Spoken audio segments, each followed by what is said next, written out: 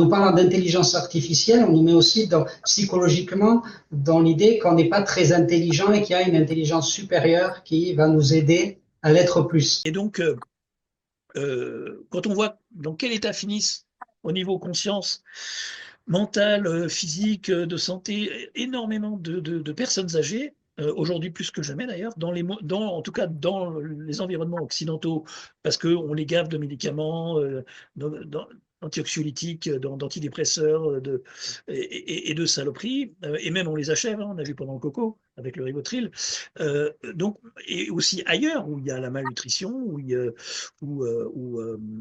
a un problème aussi de survivance au niveau de l'âge. Quand on démarre notre incarnation, quand on arrive ici et qu'on est balancé dans cet environnement hostile, et on est de la chair à canon, et on finit en chair à saucisse finalement quelque part, où on est traité comme de la merde à la fin par beaucoup beaucoup d'institutions, la société qui nous met de côté, etc. En fait, on sort de ce jeu-là et on va utiliser le corps dans ses fondements au niveau subatomique, atomique, comme un vecteur d'expansion et de reconnexion à une partie de soi beaucoup plus profonde, de créer un pont en fait entre une partie observatrice et le corps physique qui est pris dans ce jeu plutôt qui ressemble à une arène.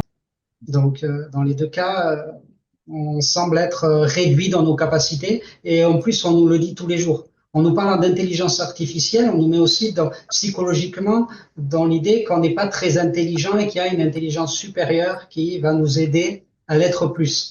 Déjà, intelligence artificielle, c'est un petit peu, je trouve ça très cynique, quoi. Parce que s'il y a une intelligence, elle est naturelle, elle vient de la conscience. C'est un des plans de la conscience, l'intelligence. Mais en aucun cas, quand on parle d'artifice déjà, tout est déjà dit, en fait. C'est de la manipulation et du contrôle.